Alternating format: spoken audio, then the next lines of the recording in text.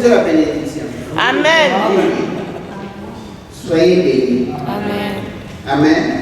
Comme je suis là devant, c'est moi qui suis la bouche autorisée de Jésus. Amen. Pour vous bénir. Amen. Alors je dis, soyez bénis. Amen. Amen. Voilà. Merci, pasteur. Merci pour ce temps que tu me donnes de pouvoir servir l'Église. Et merci à l'Église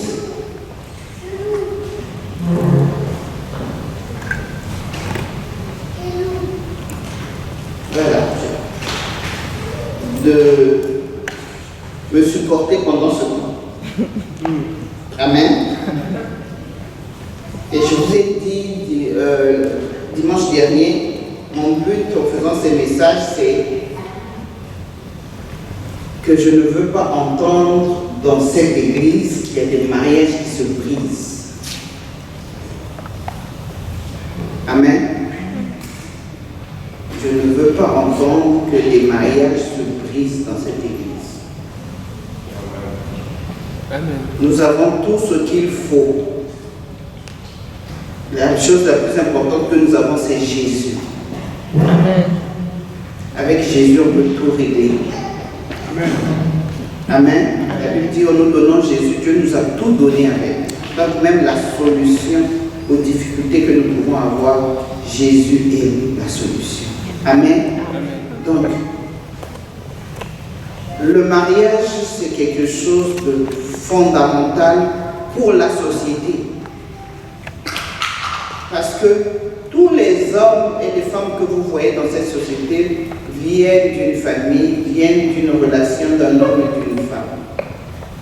Et cette relation-là, quand elle est bien établie et quand elle se passe bien, elle permet d'avoir de bons citoyens dans le monde, dans la société.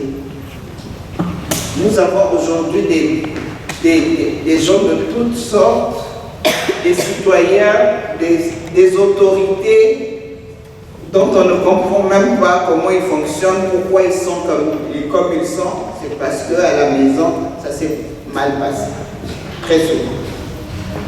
Nous avons comment je peux dire ça? Des tares. De plus en plus de tares qui se développent dans nos sociétés. Pourquoi? Parce que pour beaucoup de gens, la relation entre papa et maman a été biaisée au devant des enfants. Et ces enfants-là, ayant été affectés, ont développé certains tares que l'on voit aujourd'hui.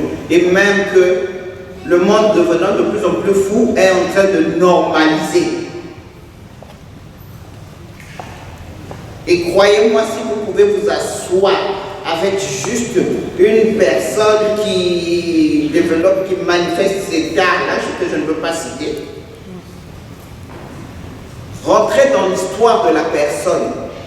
Les gens les plus difficiles, les gens qui ont des comportements, leur problème ce n'est pas les autres, leur problème c'est comment est-ce que leur papa et leur maman ont vécu. C'est là où vient leur problème. Amen. Mais en tant qu'Église, nous avons Jésus. Il y a des choses que mes parents ont fait et qui m'ont affecté moi, de même que mon époux. Et gloire soit rendue à Dieu, nous avons Jésus. Eux, ils n'avaient pas Jésus, ils ont vécu comme ils ont vécu. Mais nous, quand nous avons, comme nous nous sommes mariés, nous avons réellement mis Jésus au centre de notre mariage.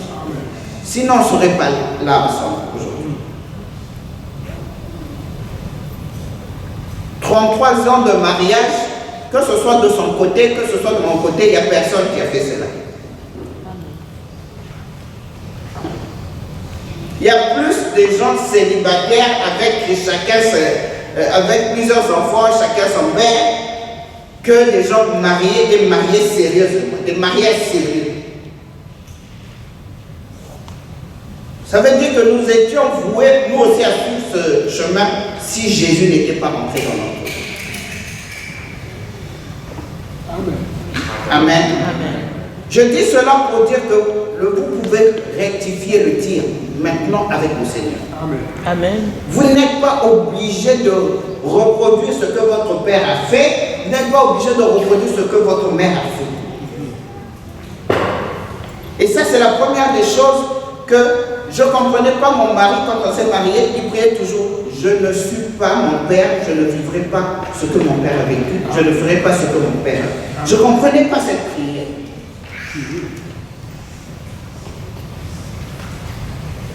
Mais après, j'ai compris que pourquoi il disait cela, parce que lui-même, il est né d'une seconde femme, c'est-à-dire des enfants qu'on appelle les bâtards.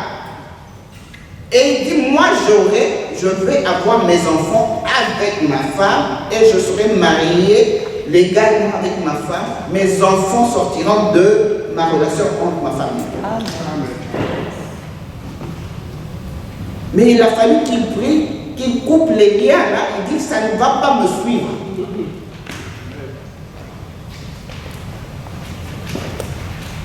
Amen. Amen.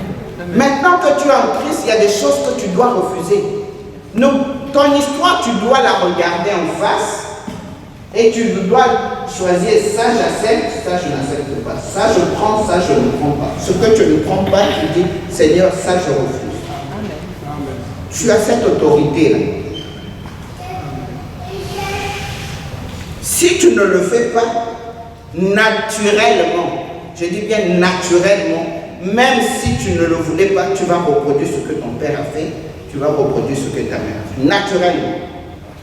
Parce que le sang qui est en toi réclame et va réclamer que tu vives la même chose. Va t'emmener à vivre la même chose. Et va emmener tes enfants à reproduire aussi. Donc si tu ne veux même pas, si Seigneur, tu ne penses pas à toi, pense au moins à tes enfants. Il y a des choses qui doivent s'arrêter. Amen. Ne serait-ce que pour tes enfants. Si toi tu arrêtes cela, ça ne va pas continuer. Mais si tu n'arrêtes pas cela, tu reproduis, les enfants vont aussi reproduire.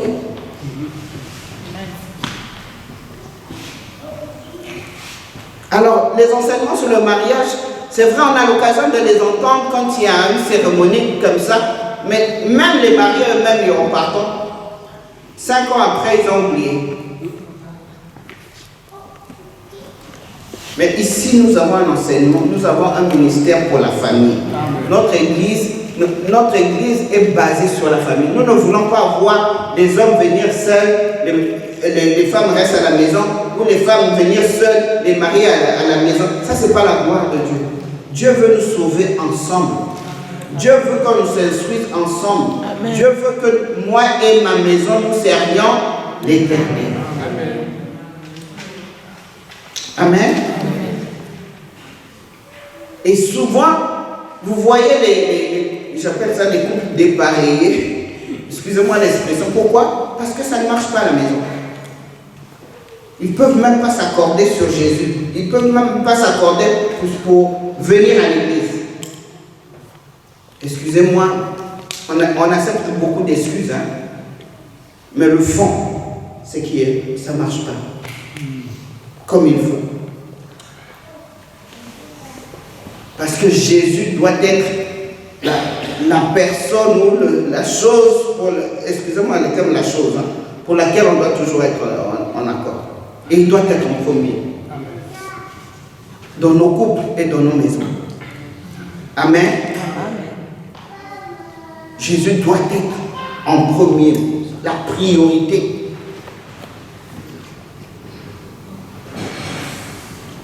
Et quand Jésus est mis en priorité, vous verrez que Jésus peut régler chaque problème qui se pose. Et le problème, il y en aura toujours. Et Jésus en aura toujours besoin.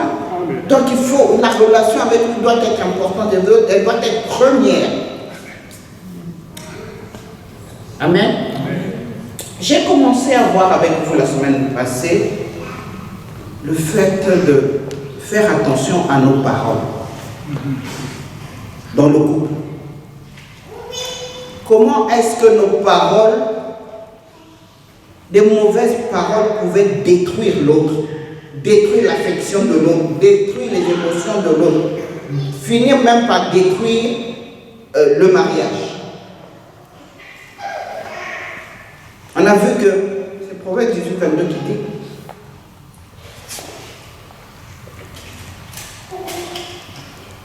la femme est un don que Dieu donne à un homme. N'est-ce pas? Amen. La femme, c'est un don que Dieu donne. Si tu es marié, tu es une femme, ça veut dire que Dieu a pris le plaisir de te donner un cadeau. La version parole de vie dit c'est un cadeau.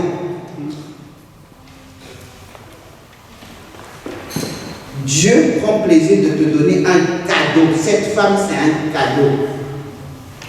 Et si Dieu te donne un cadeau, voilà maintenant, tu commences à détruire ce cadeau-là avec ta bouche. Avec des paroles méchantes.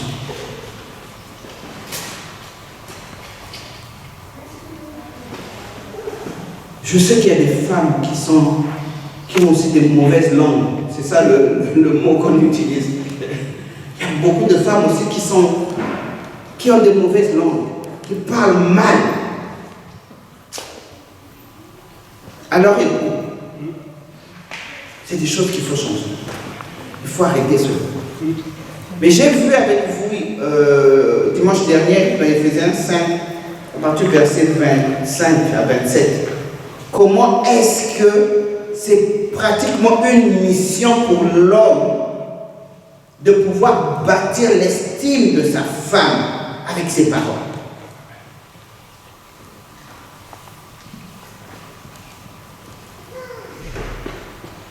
Comment est-ce que c'est une mission? Comme Christ a aimé l'Église, l'homme doit aimer sa femme. Et comment Christ a aimé l'Église? Christ a aimé l'Église en la sanctifiant par sa parole. C'est-à-dire à chaque fois que nous venons à l'église, nous écoutons la parole de Dieu, le Seigneur est en train de nous sanctifier, il est en train de nous laver, il est en train de nous purifier pour nous rendre belles. Je parle de l'église. Il y a un travail que le Seigneur est en train de faire à chaque fois que nous venons, que nous écoutons la parole de Dieu. C'est embellir cette église qui est son épouse.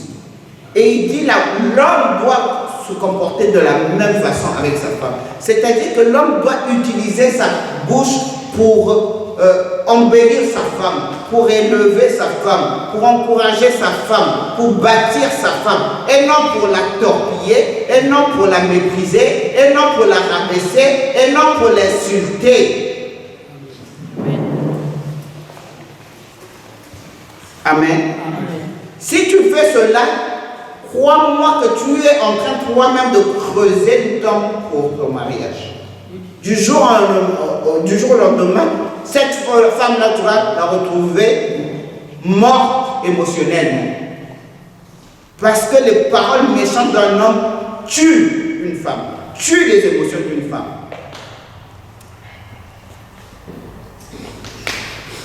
L'amour, ça s'entretient.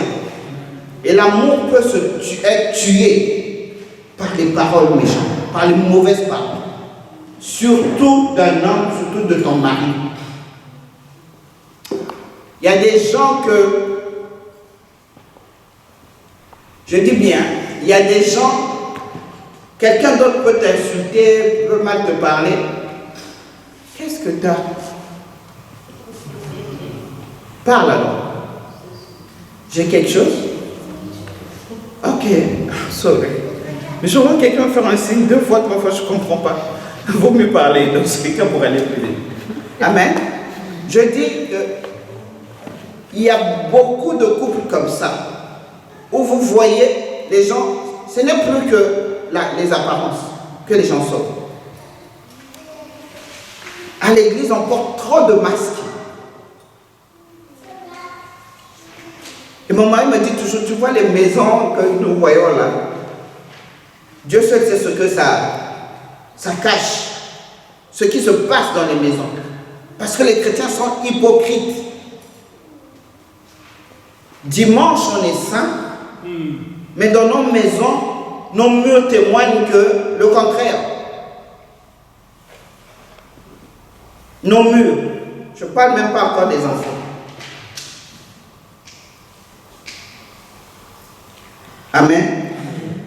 Donc comprenons maintenant une chose.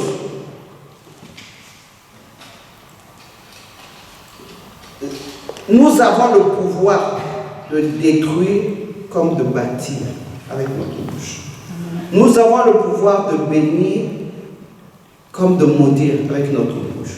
Nous avons le pouvoir de donner la vie comme de donner la mort avec notre bouche. Amen. Et si nous comprenons cela, nous comprenons en fait une chose, c'est que Satan, lui, veut se servir de ta bouche. Jésus aussi veut se servir de ta bouche. À toi maintenant de choisir à qui est-ce que tu vas confier ta bouche.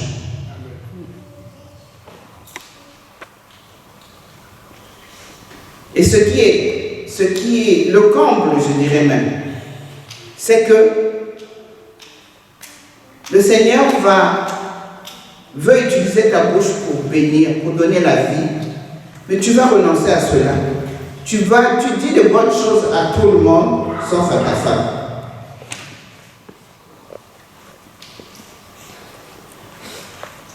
Tu parles du bien de tout le monde, sauf de ta femme.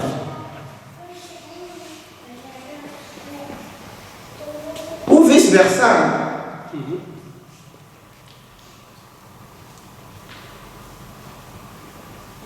Il y a des femmes qui ne savent pas dire du bien de leur mari. Il s'est passé quelque chose. Beaucoup de gens n'en avaient pas su. Pendant le temps de l'ordination. Il s'est passé un cas ici, c'était dans cette salle-là. Une personne, une dame, il fallait qu'elle prie pour son mari. Parce qu'on demande au couple de prier, de faire la prière avant que qu'on ordonne la personne que tu vas accompagner ton mari, que tu vas le soutenir, etc., ou ta femme. Il s'est passé qu'une personne, au moment de prier pour que son mari, pour libérer les paroles de bénédiction sur le ministère de son mari et dire que je prie que je vais l'accompagner, la personne commence à pleurer. Le Saint-Esprit dit, lève-toi, va prier pour elle, parce que le diable est en train de lui parler en ce moment, en lui disant, regarde, cet homme-là, la manière dont il t'insulte, la manière dont il te traite à la maison, quand tu vas dire des bonnes choses sur son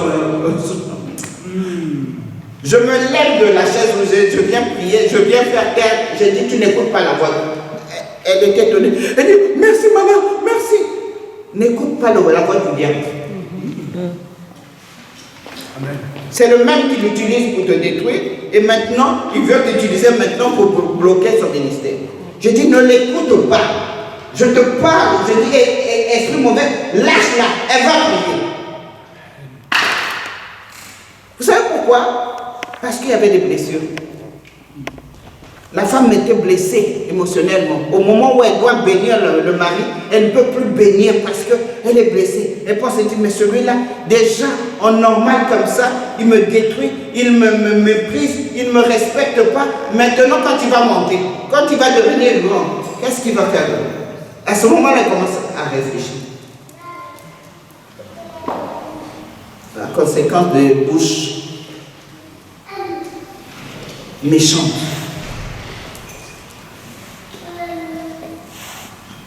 Amen. Le mariage, c'est quelque chose de sacré. Le mariage, c'est le fondement de la société. Le mariage, c'est de là où nous sortent les citoyens de chaque pays. Mais bâtissons-le bien. Faisons attention à ce qu'on se dit l'un à l'autre. Souvent, on se dit, même, on dit devant les enfants, même sans les enfants, prenons conscience que je dois proclamer des paroles de bénédiction à ma femme, à mon mari. Mon mari n'est pas mon ennemi. Ma femme n'est pas mon ennemi. Ma femme n'est pas le diable. Amen. Là, je résumais parce qu'il y a beaucoup de gens qui n'étaient pas là dimanche dernier. Et je continue dans cet élan aujourd'hui pour parler justement de la communication dans le couple. Comment est-ce que nous devons communiquer dans le couple? Amen. Amen. Si on ne doit pas se dire des méchancetés, si on doit veiller à arroser la vie de l'autre avec des bonnes paroles, et surtout, encore une fois, messieurs, prenez conscience que Dieu vous regarde. Dieu attend de vous que vous puissiez faire fleurir la femme que Dieu vous a donnée.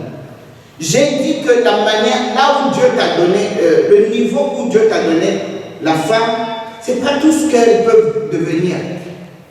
Dieu a encore, il est encore possible pour cette femme d'aller plus loin, d'être encore plus belle, d'être encore plus effectif dans son domaine, de briller encore. Mais ça, c'est le travail maintenant que Dieu te donne à toi, Marie, de pouvoir arroser la vie par tes paroles.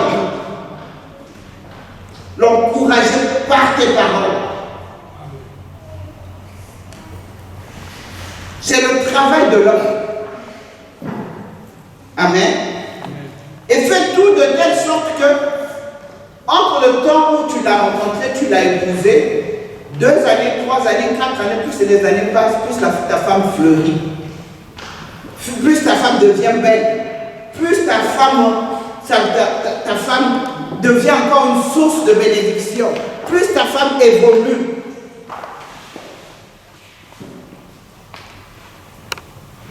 C'est pour ça que tu es chef. Amen. Amen. C'est pour ça que tu es chef. L'homme est le chef de famille. Vous aimez ça? Ok.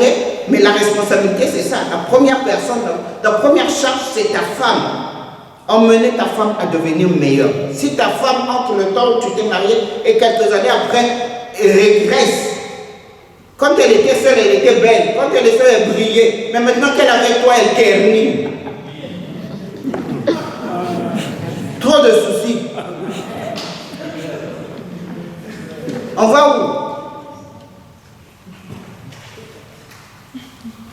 À quoi bon d'être marié avec un homme qui ne t'emmène pas un épanouissement? La femme doit s'épanouir aux côtés de son mari et grâce à son mari. J'ai lu la parole avec vous le dimanche passé. Donc ne me dites pas de quoi elle parle. Ceux qui étaient là, allez écouter dans je crois YouTube. N'est-ce pas? C'est très spécifique. Marie aime ta femme comme Christ a aimé l'Église. Il s'est sacrifié. Et il la sanctifie par sa parole. Il la rend meilleure par sa parole. Nous voulons dans cette église des hommes responsables. Parce que vous avez à la tête de cette église un homme responsable. Amen. Et c'est très important pour vous et pour vos enfants et pour vos petits-enfants. Parce que nous sommes en train de tracer une nouvelle lignée. Amen.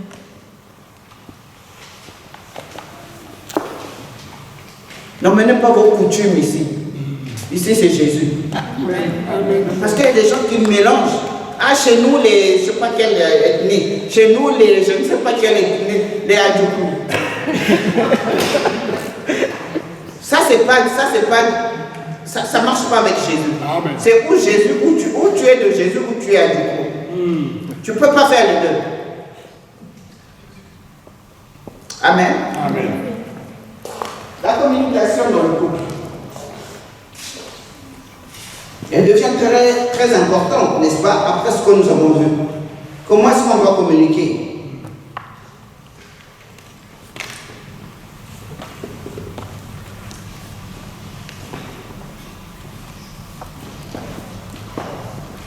Avant de voir comment est-ce qu'on doit bien communiquer, nous devons d'abord comprendre pourquoi nous devons bien communiquer.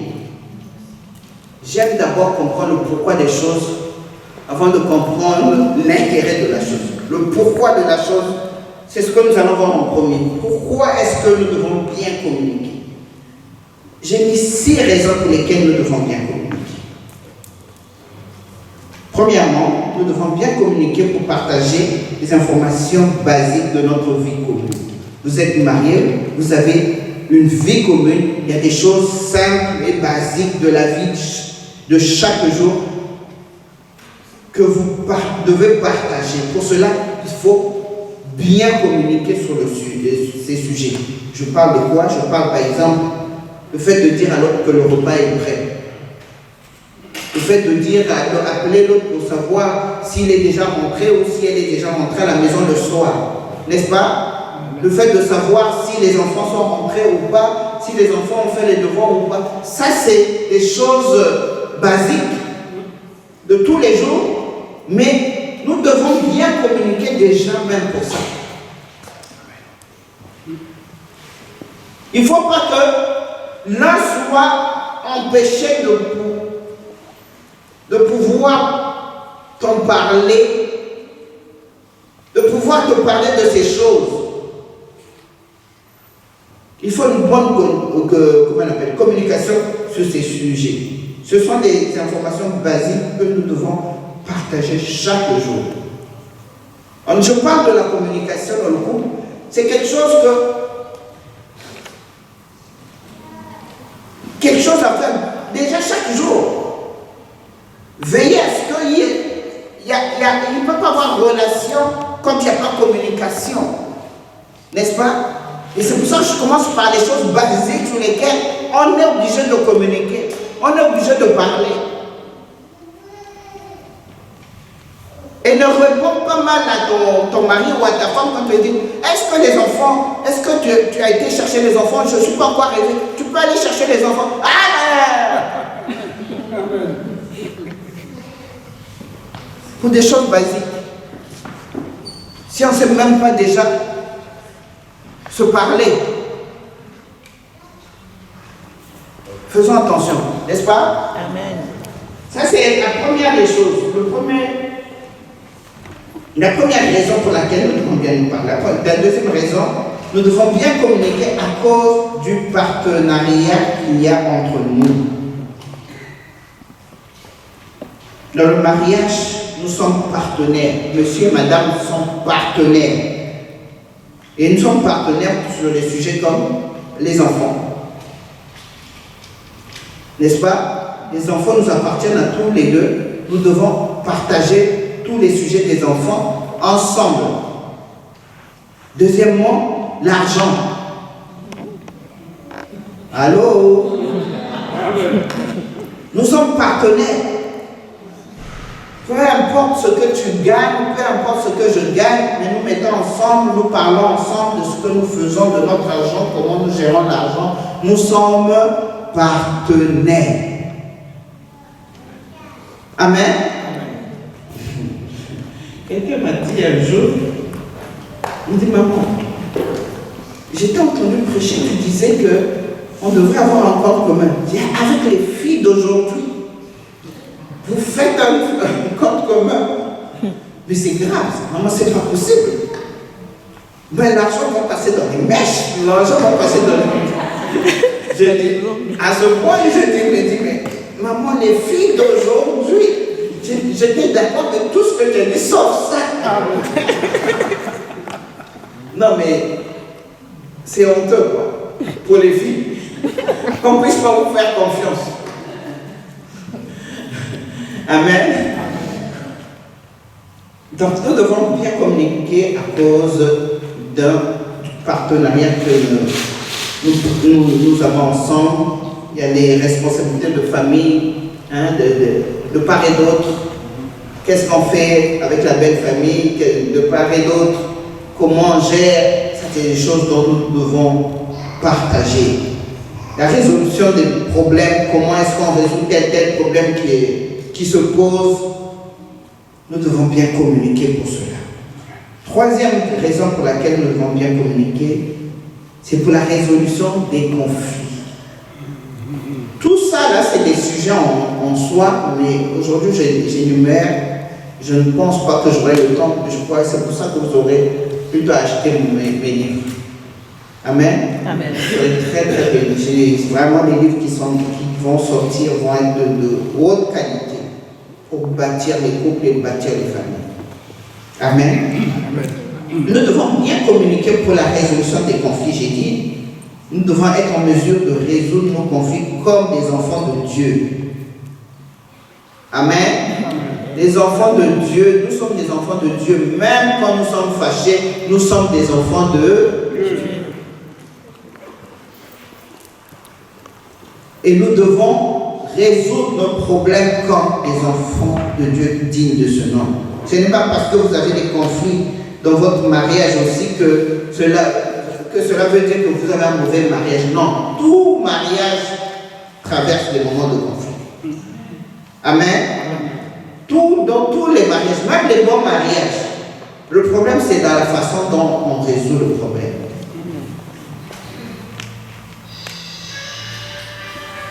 Essayez de ne pas accumuler conflit après conflit.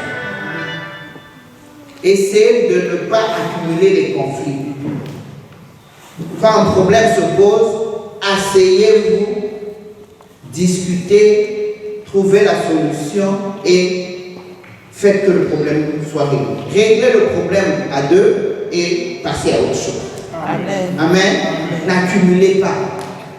Amen. N'accumulez pas. Et ne gardez pas. Quand on a dit c'est fini, c'est fini. Je sais que les femmes n'aiment pas que ce soit fini. Surtout quand on a raison. Surtout parce qu'on a souffert. Il dit bon, c'est fini. Toi, tu dis c'est fini, pour moi, c'est pas encore fini. Parce qu'on a l'impression qu'il faut qu'il souffre comme nous, on a souffert pour qu'on accepte son pardon et c'est fini là. Mais nous sommes enfants de Dieu. Le pardon, c'est une puissance qui libère. Amen. Même quand ça fait encore mal, et le diable appuie encore, pourquoi? Parce que justement pour ne pas que ça s'arrête. Mais à un moment donné, il faut dire oui, ça fait mal, mais bon, je décide. Il a dit c'est fini, je dis aussi c'est fini. Amen. Amen.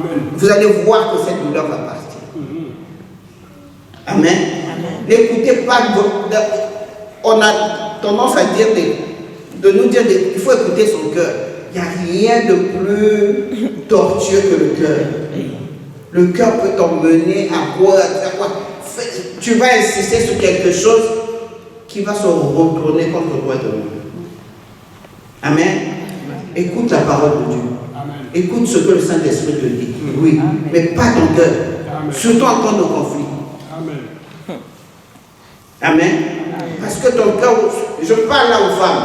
Je sais, vous comprenez ce que je veux dire. Ton cœur voudra que la personne paye à la normale, à la dimension où elle t'a fait souffrir. Mais ce n'est pas possible. Parce que l'homme, ce n'est pas la femme. Et l'homme ne ressent pas les choses comme toi. L'homme n'acquiesce pas les choses comme toi, comme nous. Peut-être que j'ai beaucoup souffert de ce que mon mari m'a fait, mais je ne peux pas m'assurer que lui, il souffre en retour à la même dimension. Ce n'est pas possible. Amen.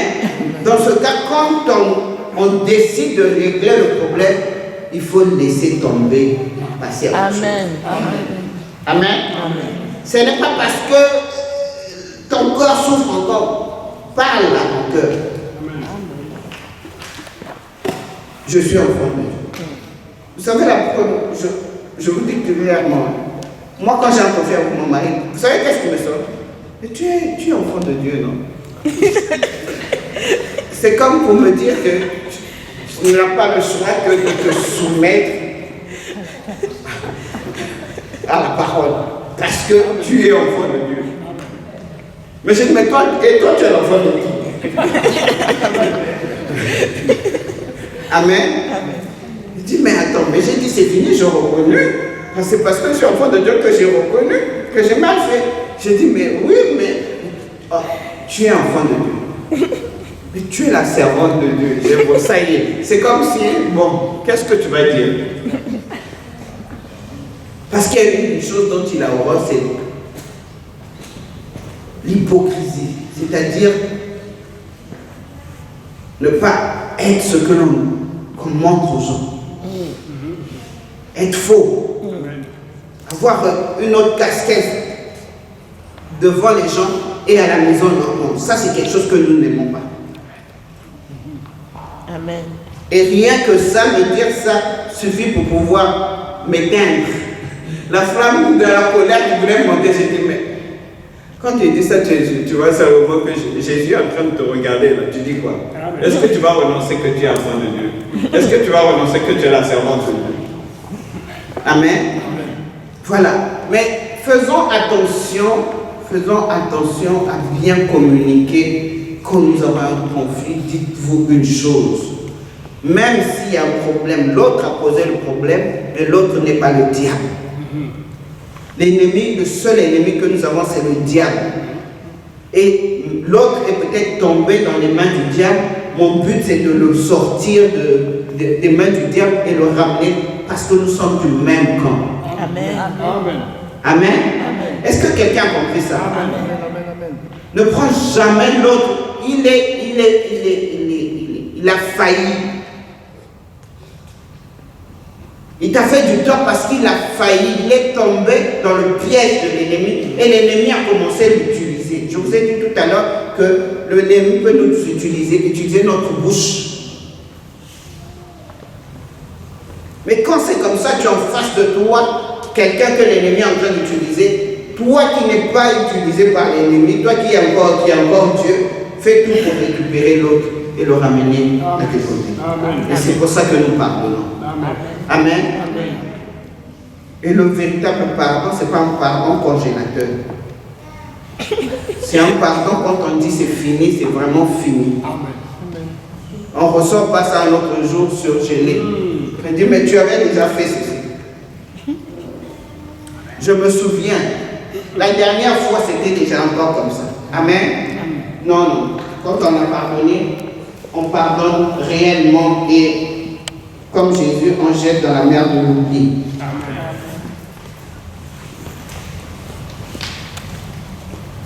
J'ai dit le troisième point, nous devons bien communiquer pour la résolution des conflits. Quatrièmement, nous devons bien communiquer pour bien se connecter l'un à l'autre.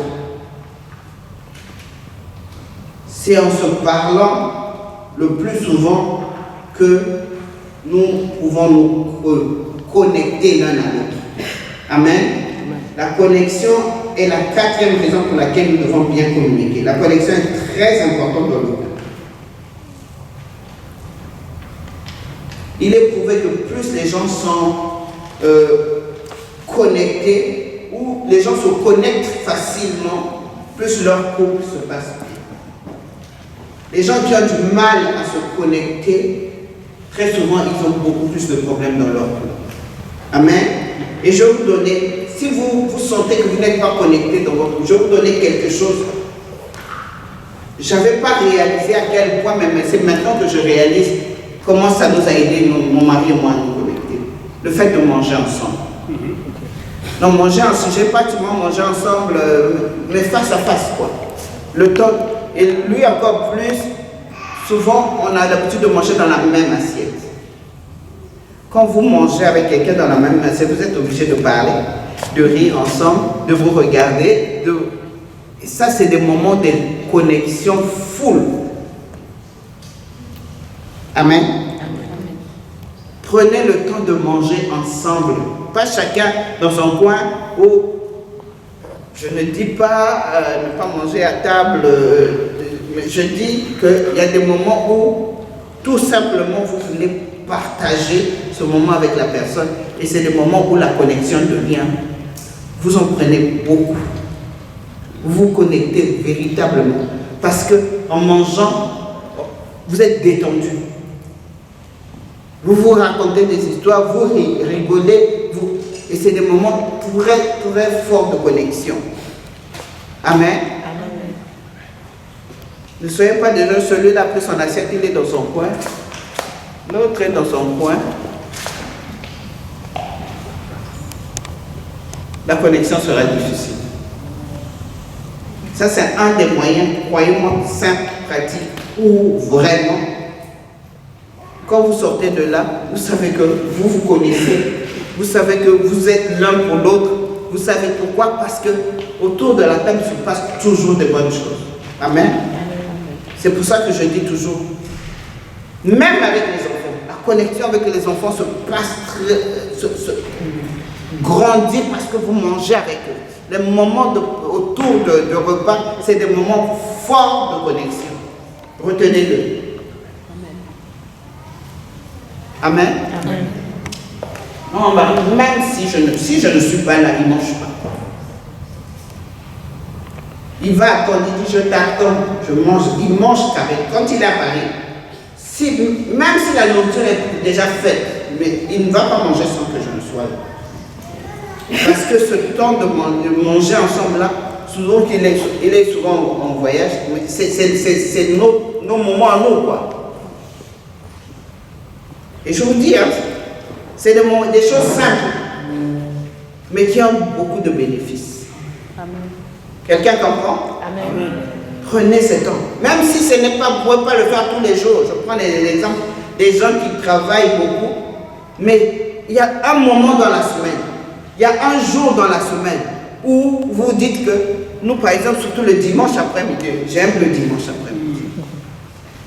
Parce que le dimanche après-midi, c'est notre temps. On a fini avec l'église, on a fini avec la semaine. Alors le dimanche, le repas du dimanche, je m'arrange toujours à ce que ce soit un bon repas, un grand repas. Et c'est le dimanche où on peut se taper un film, le dimanche où on peut... Mais c'est notre moment à nous et c'est là où la connexion se bâtit.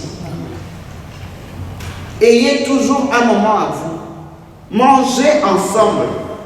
Pas comme des ennemis, mais mangez, quitte à manger dans la même assiette. Essayez de voir, vous allez voir. Vous serez plus complices. Amen. Amen. Il y a des gens qui sont en train déjà de voir les films de comment ils mangent.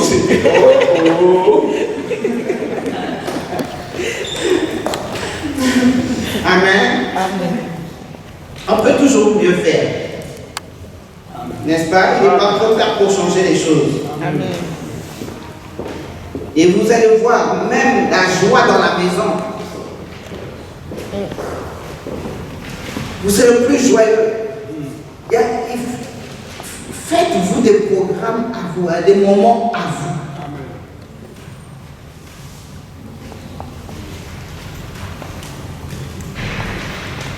Donc je parle de la connexion, ce qui est la quatrième raison pour laquelle nous devons bien communiquer. Cinquièmement, nous devons bien communiquer parce que chacun de nous veut donner à l'autre des informations personnelles ou certaines révélations. Ton mari ne te connaît pas et tu ne le connais pas. Il faut des temps, des moments spéciaux entre vous pour pouvoir lui parler un peu de toi, un peu plus de toi. Et vice-versa. Amen. Amen. Et donc c'est des moments de communication nécessaires qu'il faut créer. Sixièmement, nous devons bien communiquer pour avoir une bonne intimité.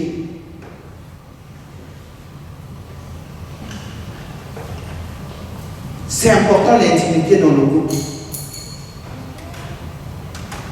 Mais l'intimité ne vient pas seulement, quand on pense à l'intimité, il y en a qui pensent seulement sexe. Non, l'intimité c'est le fait de permettre à l'autre de parler au cœur de l'autre.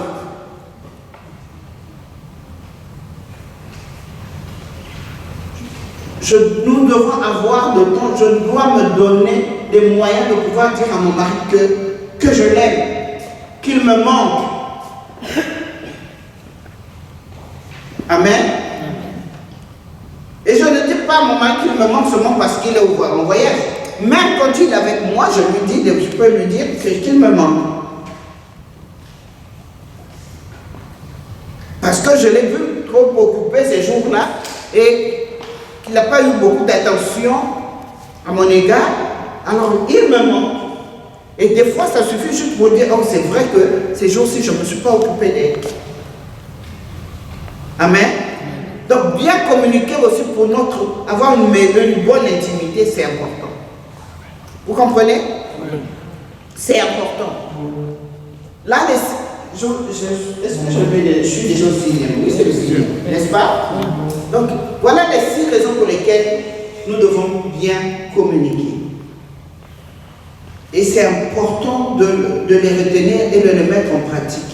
La communication est centrale. Amen.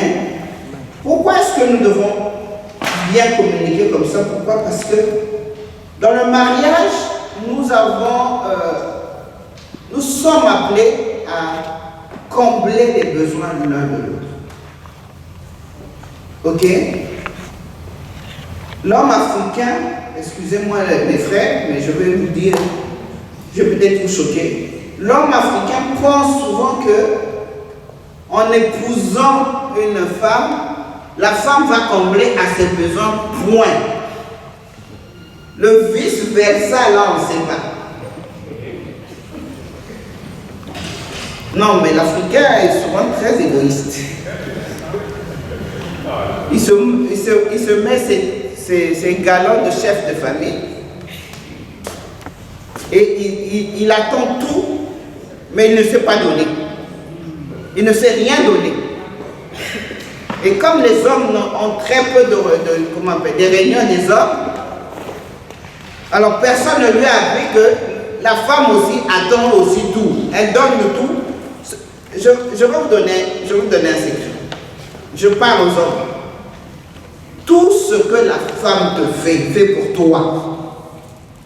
En réalité, elle attend autour que tu fasses la même chose pour elle. Amen. Non, il y a que 2 femmes qui ont dit Amen. C'est comme si je n'ai pas dit la vérité. Si, c'est vrai. C'est vrai? C'est vrai. Les sœurs, c'est vrai? C'est vrai. Amen? Amen. Non, je reprends. C'est pas la peine de discuter entre vous, c'est moi qui parle ici. Tout le bien que ta femme te fait, elle ne te le dit peut-être pas, mais la femme se dit, tu dois comprendre que si elle te fait le bien, toi aussi tu dois en retour le faire la même chose. Et si ça traîne, si tu ne le fais pas, à force, à un moment donné, tu vas voir. Mais tu vas remarquer qu'elle a changé. Tu vas remarquer qu'elle ne fait plus tout ce qu'elle faisait. Pourquoi? Parce qu'elle te dit qu'il n'y a pas de retour. Amen. Donc, dans le mariage, il y a le vice-versa. Voilà le mot que je vais souvent utiliser. Amen. Ce que tu veux qu'on te fasse, la Bible dit, fais-le à l'autre. Amen. Et il n'y a rien que tu reçois que tu ne sois pas capable toi aussi de... Même si ce n'est pas le même jour. Mais il y a des moments où elle n'est peut-être pas en état de pouvoir te servir comme d'habitude et elle veut que toi, tu la serves. Amen. Ici, je vais vous donner 4 besoins essentiels de la femme. Parce que je vous ai dit que dans le mariage, nous sommes appelés à combler les besoins de la femme. Je veux citer seulement 4 besoins essentiels de la femme et 4 besoins essentiels de l'homme que nous sommes appelés à combler. Parce que nous sommes mariés. Le premier besoin de la femme, c'est la sécurité. Répétez après moi, la sécurité. La sécurité. Amen. Une femme se sent en sécurité quand elle a un mari qui a un sens de sacrifice. Quand tu l'as fait passer en premier. quand tu mets ses intérêts avant tes intérêts.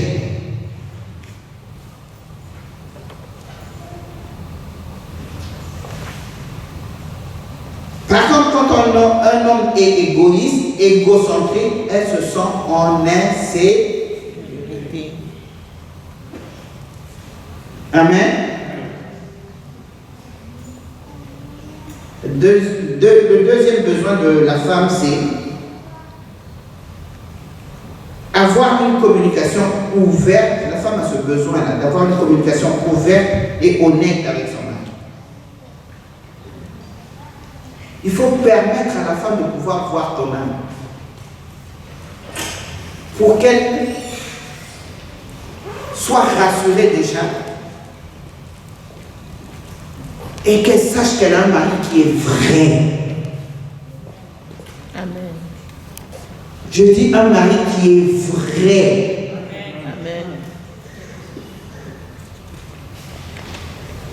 Tu ne peux pas être avec une femme et tu as une carapace là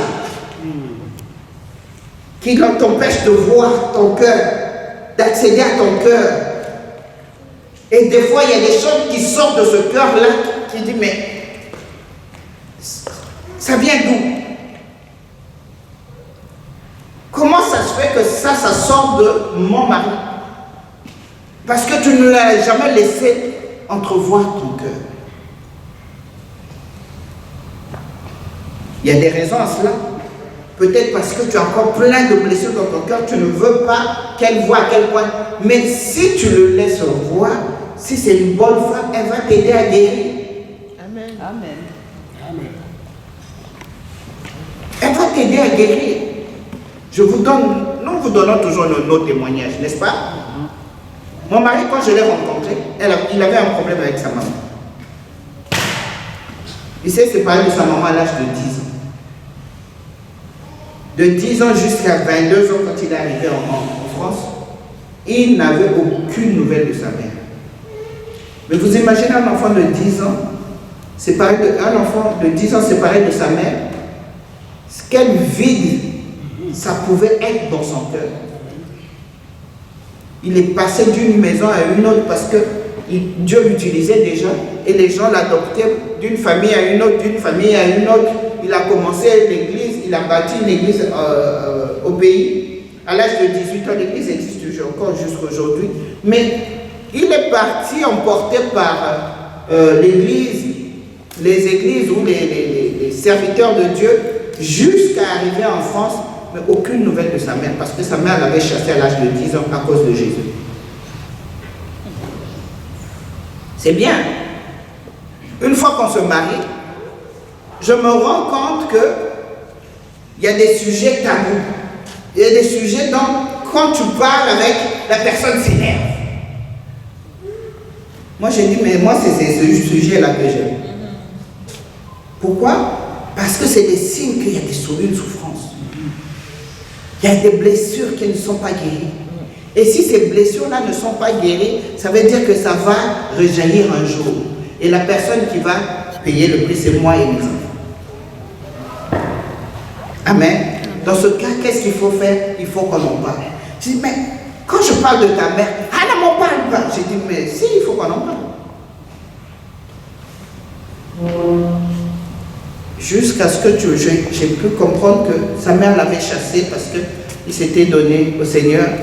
Et quand il a commencé à servir le Seigneur, il a commencé à connaître la parole de Dieu. Et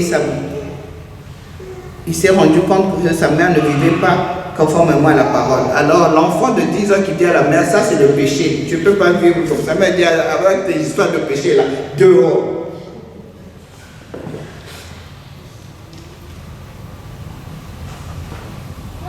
Si l'église peut s'occuper de toi, allez, 10 ans.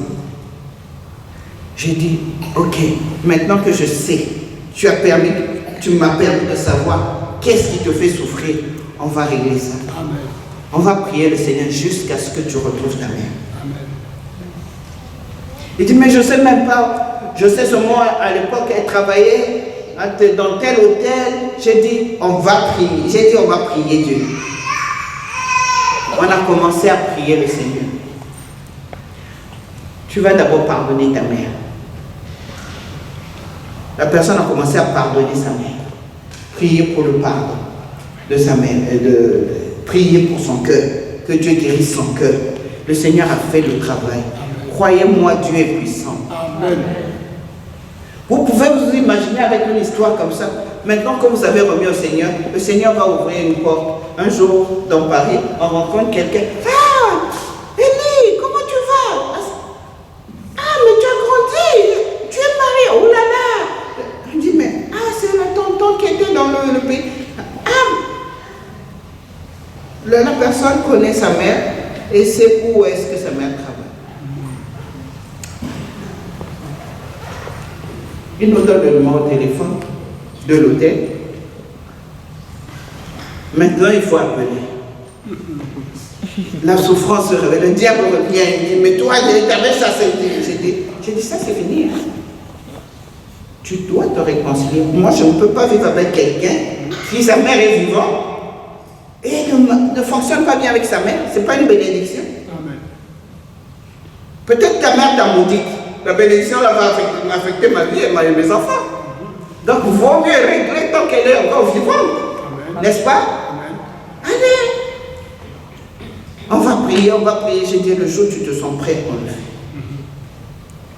Un jour, on prend le téléphone, on appelle. On demande, est-ce qu'il y a madame elle travaille toujours? Elle dit, ah oui, mais elle finit son service à 15h. Ok, on sait maintenant qu'il faut appeler avant 15h. On rappelle une seconde fois, une autre fois, avant 15h. On appelle elle. On dit, maman, c'est Élie. La maman a pleuré, l'enfant a pleuré. La réconciliation a été faite. Il a pu repartir. Aujourd'hui, ça je crois c'est des histoires il y a 20 ans en arrière. Hein? Plus de 20 ans en arrière. Mais aujourd'hui, ils sont tellement... Quand ils s'appellent, ils rigolent pendant 2 heures. Ils sont seulement en train de faire des blagues. Et c'est ainsi qu'il a été guéri de cela. Amen. Amen. Amen. Donc, nous rentrons dans le mariage, mais nous arrivons avec des bagages. Si tu ne t'ouvres pas à ton mari, si tu ne t'ouvres pas à ta femme, et toi aussi, mari ou femme, si l'autre s'ouvre à toi, il faut que tu aies la sagesse de savoir qu'il faut que j'aide. La personne ne s'est pas confiante pour que je pointe de doigt ou que je le juge. C'est une souffrance. Alors moi, en tant qu'épouse ou en tant que mari, qu'est-ce que moi je peux faire pour pouvoir aider la personne pour guérir de ça? Amen. Amen. La femme sage bâtit sa maison.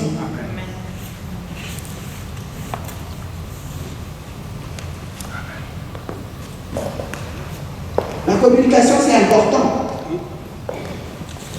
Il faut qu'on arrive à cette dimension-là où on communique, on peut parler de nos souffrances, de ce que peut-être personne ne sait, des choses qu'on a fait que personne n'est au courant. Parce qu'il n'y a rien de tel que d'avoir un homme vrai, une femme vraie en face de soi. Et ça, c'est une bénédiction. Amen. Amen. Je vais aller vite maintenant parce que je n'ai pas parlé des besoins de l'homme. Le 4e besoin de la femme, c'est le besoin de leadership. Messieurs, excusez-moi, laissez-moi vous parler. Quand je vous parle de la femme, ne vous dites pas, la mienne est différente. Je vous parle de la femme. Amen. La femme de façon générale. Et quand je vais parler aux hommes, je vais parler aussi aux hommes de façon générale. Amen. Il y a des choses peut-être que vous n'avez pas encore vu se manifester maintenant, mais retenez le général. À un moment donné, vous allez voir, il va rentrer dans la case. Amen. Le quatrième besoin de la femme, c'est le besoin de leadership. Ça veut dire quoi? La femme ne veut pas être dominée par son mari. Aucune femme ne veut être dominée par son mari. Comme une femme se sent dominée, elle est en train de mourir au-dedans d'elle. Parce que le mari est tellement dictateur, elle va peut-être se taire, mais tout en mourant au-dedans d'elle. Tout en souffrant au-dedans d'elle. C'est pas ce qu'elle veut. Amen.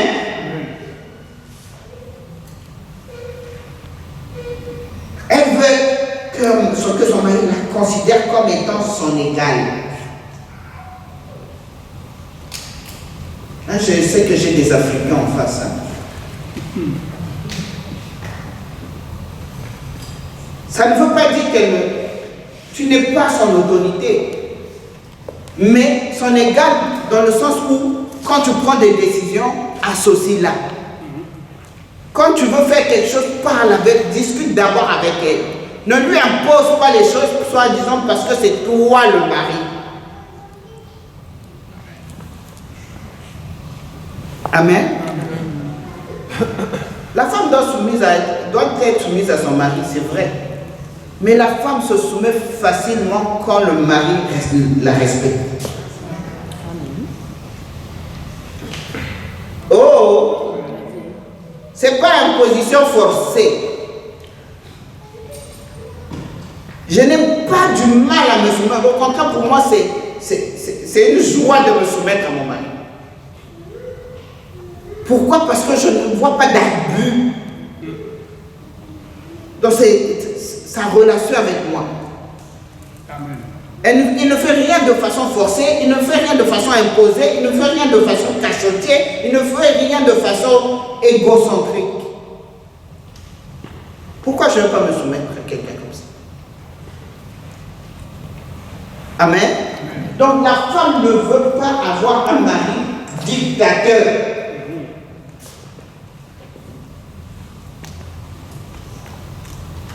C'est vrai, elle veut avoir son mari qui soit le pourvoyeur de sa famille, qu'il s'implique dans l'éducation de leurs enfants, qu'il soit romantique et non dictateur. Et non dictateur. Les 4 besoins de l'homme, maintenant. Le premier besoin de l'homme, mesdames, c'est l'honneur et le respect. Amen. Les hommes sont très sensibles en ce qui concerne leur ego. L'homme a un ego, je ne dis pas sur machin, il a un ego un peu élevé. Amen. Et des fois, nous disons même aussi que les hommes sont des gros bébés, n'est-ce pas? Oui, ils le sont, car ils ont des domaines dans lesquels ils sont très sensibles. Donc le premier besoin d'un homme, c'est l'honneur et le respect. Le deuxième besoin de l'homme, c'est le sexe. Parce que les hommes sont plus sexuels que les femmes, le plus souvent. Amen. C'est un besoin, et c'est un besoin important, beaucoup plus pour l'homme que pour la femme. Le troisième besoin de l'homme, c'est l'amitié. Tout homme aime avoir sa femme comme amie. Je dis amie, je n'ai pas dit comme mère. Amen. Amen. Parce que des fois, on dépasse les bords. Le quatrième besoin de l'homme, c'est avoir sa femme comme un support domestique, c'est-à-dire qu'elle soit centrée sur les besoins domestiques de leur famille. Cela fait plaisir à un homme de savoir que même si tu travailles dehors, mais tu ne négliges pas ta famille. Tu ne négliges pas les besoins de famille. Amen. Même si tu travailles dehors.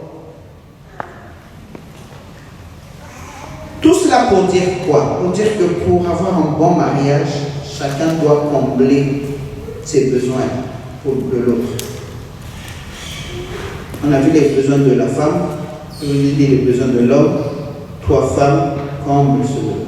Sache que quand tu es à la maison, quand tu t'occupes bien de ta maison, ton homme est fier. Amen. L'homme te donne le cadre, et toi tu dois l'améliorer. Ta maison doit être propre, ta maison doit être accueillante, ta maison doit être en bon état. Et quand vous êtes, vous recevez beaucoup, quand tu reçois bien les gens chez toi, c'est toi qui fais les choses, mais c'est ton homme qui est honoré. Mais quand tu ne sais pas recevoir, quand chez toi ce n'est pas accueillant, c'est la honte aussi de ton mari. Amen. 5 minutes pour dire ceci. Il y a 5 clés pour réussir la communication. Je vous ai dit d'abord, on allait voir pourquoi est-ce que c'est important de bien communiquer. Maintenant, je vous dis, il y a 5 clés pour réussir la communication dans le mariage. La première clé, l'importance d'utiliser le bon ton quand on parle à l'autre. Rien que ça. Vous savez, une chose, dit avec différents tons, peut déclencher différentes réactions. Amen. Je prends un exemple. L'autre dit quelque chose. Ok, j'ai compris.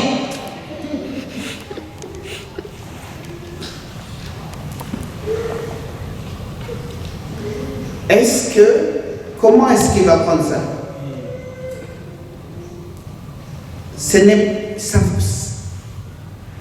Il va comprendre que tu as compris, mais que tu es énervé. N'est-ce pas? Ou tu vas le faire à contre-cœur. N'est-ce pas? La même chose. Hein? Ok. Je vais le faire. La personne n'a pas le temps de penser autre chose que ce que tu as dit. Amen. Le ton. C'est une clé. Si tu l'utilises mal, tu gâches la communication avec l'autre. Veillons au ton avec lequel on parle à l'autre, surtout pour l'homme. L'homme, son premier besoin, c'est quoi? Le respect. Si ton ton ne nous communique pas de respect, ça gâche la communication. Parce que ça va créer des problèmes. Ça va créer l'énervement. Parce que tu as parlé avec un mauvais ton et qui est passé comme un manque de respect à son égard. Et je dis cela pour la femme, c'est pareil. La femme, son premier besoin, c'est la sécurité. Quand tu parles à ta femme, il faut qu'elle se sente sécurisée par tes paroles. Et non agressée, et non exposée, et non méprisée.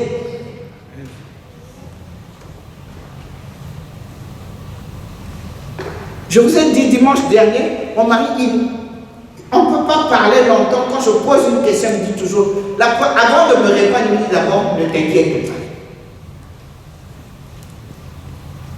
Pourquoi? Tout simplement parce qu'il veut apaiser mon cœur. Il veut me sécuriser. L'homme doit sécuriser sa femme par ses propos. Avec ses propos, avec ses paroles, tu dois la sécuriser. Et la femme doit respecter son mari avec ses paroles. Amen. Alors le ton est important. Ça, c'est la première des choses. La première clé pour bien communiquer. Utiliser le bon ton. La deuxième clé pour bien communiquer entre conjoints, il faut prendre le temps pour l'autre. Il faut donner du temps à l'autre. Le temps de se parler. L'une des raisons pour laquelle des fois les gens, on utilise un mauvais ton l'un à l'égard de l'autre, tout simplement parce qu'on n'a plus le temps de s'asseoir et vraiment de parler, de communiquer. Et l'autre peut vivre avec des frustrations. J'ai des choses à lui dire, j'aimerais pouvoir parler avec lui, mais il n'a pas le temps pour moi. Dans ce cas, quand tu me dis quelque chose,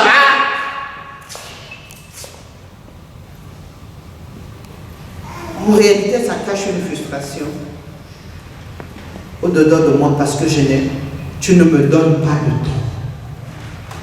Amen. Dans le couple, il faut savoir se donner du temps. Ce temps-là, c'est pour toi, ma chérie. Ce temps-là, je veux t'écouter. Amen. Et si quelqu'un sait que dans la journée, il y a 30 minutes ou 60 minutes qui lui sont réservées, la personne n'aura pas l'habitude d'être balancée des paroles ou balancer des choses ou des paroles durement parce qu'elle sait qu'il y a un moment donné, il sera disposé pour moi. Est-ce que quelqu'un est béni? Troisième clé, pour améliorer notre communication personnelle, comme je venais de le dire tout à l'heure, il faut se donner du temps. Donc, prenez le temps de vous retrouver face à face, sans téléphone, sans télé, sans Facebook, n'est-ce pas? Amen. Vous êtes qu'à deux. C'est là où vous pouvez parler de tout, de votre enfance, de votre histoire que l'autre ne connaît pas. Il faut des temps off de tout pour donner ce temps à l'autre. Amen. Quatrième clé, l'importance de créer une atmosphère de confiance entre vous. La confiance est quelque chose d'important. Vous ne pouvez pas ouvrir votre cœur à une personne à qui vous n'avez pas confiance. Amen.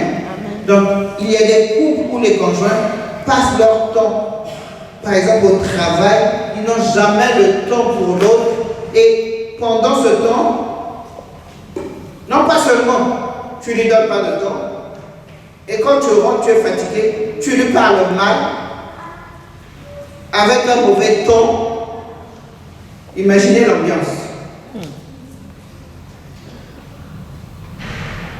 Et je dis toujours, même en matière de prière, si vous voulez voir la main de Dieu dans votre maison, veillez à l'ambiance qui règne dans votre maison.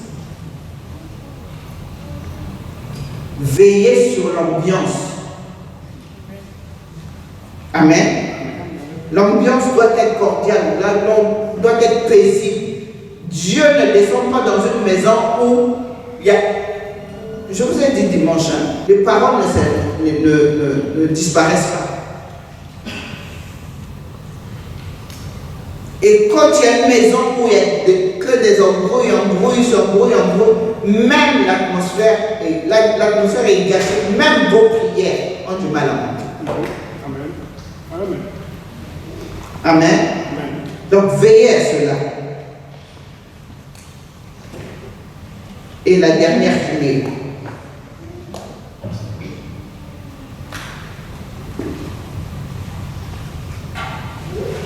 J'ai parlé de l'atmosphère, n'est-ce pas?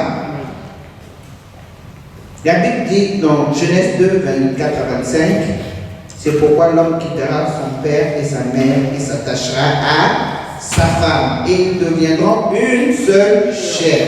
La Bible dit encore que l'homme et sa femme étaient tous deux nus et ils n'en avaient pas honte. Ça c'est ce vers quoi nous devons aller. N'est-ce pas? C'est ce vers quoi nous devons aller. Premièrement, l'homme doit quitter son père et sa mère et s'attacher à sa femme. Ça veut dire quoi? Ta femme doit être ta priorité. Au devant de ta famille. La femme est prioritaire. La relation maritale, c'est une relation spirituelle. Donc c'est plus que le sang. Parce que les gens disent, ah, ça c'est mon sang. Oui, mais maintenant, ça devient ton esprit. Un couple qui est vraiment connecté spirituellement, vous voyez, tu peux être là, tu penses la même chose que l'autre. Quand tu ouvres ta bouche, tu veux dire quelque chose, l'autre te dit, mais pourquoi tu lis dans mes pensées? Parce que vous êtes connectés spirituellement. Vous devez arriver et monter à cette dimension-là, où vous n'avez pas besoin de parler, mais vous, spirituellement, vous savez que vous pensez la même chose. Amen. L'homme doit quitter son père et sa mère, et parce que maintenant il est marié, sa femme devient sa priorité. Il y a la femme, il y a les enfants, il y a l'église, il y a les parents, etc. Mais la femme est la priorité. Quand tu sers ta femme, tu sers Jésus. En servant ta femme. Dans le mariage, on se sert, mais c'est le Seigneur aussi qu'on est en train de servir, parce que c'est un enfant de Dieu. Quand tu sers ton mari, c'est Jésus que tu es en train de servir aussi. C'est tout un ministère, le mariage. Amen. Alors, on quitte sa famille, on s'attache à sa femme, on sert sa femme.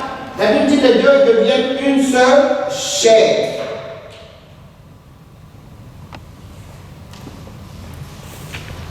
Même pour s'attacher, il faut faire des efforts. Chaque jour, un mariage, dans le mariage, on nourrit son mariage chaque jour. Amen. Amen. On nourrit son mariage chaque jour. Je vous en ai parlé la dernière fois. Et n'oubliez pas, vous êtes partenaires. Donc on nourrit son mariage chaque jour. Pour qu'il tienne un mariage qui n'est pas nourri, finit par mourir. Il faut le nourrir chaque jour. Ne passez pas votre temps à critiquer l'autre. Ne passez pas votre temps à voir les défauts de l'autre. Les défauts là, vous devez être la personne qui doit l'aider à les combler, à les régler. Ce n'est pas à pointer du doigt. Amen.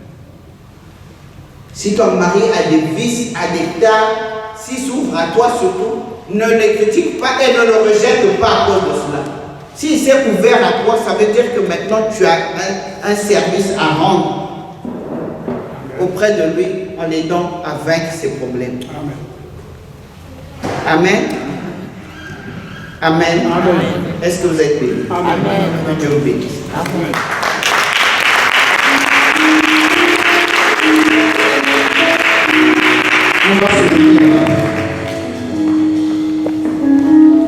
J'ai commencé par le mariage. Je crois que le dimanche prochain, je continue encore. Mais le mois d'août, je vais parler aux célibataires. Amen.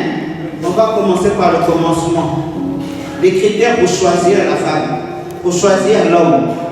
Parce que souvent, les gens font les choses à l'envers, ils se retrouvent avec des mélanges bizarres. Maintenant, on a du mal à gérer. Quand ça se complique. On va regarder au commencement. Au commencement, c'est le choix. Au commencement, c'est les critères de choix. Au commencement, il y a des choses qu'il faut discerner. Au commencement, il y a des prières qu'il faut faire. Amen. Tout le mois d'août, je vais m'occuper des célibataires en âge de se marier pour vous préparer pour le mariage. Tu vas élever la voix. Tu vas prier. Si tu n'es pas marié, nous on a prié pour nos mariages avant même de savoir qui on va se marier. On a prié pour nos enfants avant même de s'imaginer qu'on allait avoir des enfants. Parce que tout cela, c'est dans ton avenir. Amen. Tu peux déjà négocier ces choses avec Dieu. Tu peux parler de ces choses avec Dieu maintenant si tu n'es pas marié. Et toi qui es marié, la parole de Dieu n'a pas pu sortir sans pour autant t'interpeller dans quelque chose. Parce que Dieu n'est pas un menteur. Amen. C'est pourquoi Dieu t'a interpellé. Demande pardon à Dieu. Si tu as eu l'habitude d'offenser ta femme, de prendre à la légère ses sentiments, de lui parler en désordre, de lui parler de façon irrespectueuse. Je dis seulement une chose, c'est que demande la grâce à Dieu d'arrêter. En général, c'est des signes que tu as des souffrances en toi. Mais ce n'est pas à elle de payer pour des souffrances, des choses qu'elle n'a pas fait. On fait payer à quelqu'un des choses dont elle n'est pas l'auteur. N'est-ce pas? C'est ça? Ce n'est pas elle qui a créé ces souffrances. Ce n'est pas elle qui a créé ces souffrances. Pourquoi est-ce que ça doit retomber sur elle? Pourquoi c'est elle qui doit payer? Il vaut mieux peut-être que tu te retournes avec, tu lui dises, voilà le problème que j'ai. Ensemble, vous allez vers le Seigneur pour prier. Comme je vous ai donné l'exemple de mon mari avec sa mère. Amen. Mais si on n'avait pas réglé ce problème, mais cette souffrance restera en elle et ça changera ses émotions, ses attitudes des fois, et moi j'en souffrirai. Alors que ce n'est pas moi qui ai commis, qui a été l'auteur de sa souffrance. Amen. Alors Dieu, je crois, a parlé à tout le monde. Il y a quelque chose qui t'a retenu, il y a quelque chose qui t'a parlé, ou il y a quelque chose que tu veux, que tu as compris, et tu veux que demain, que tu sois épargné de cette chose. Tu peux prier le Seigneur.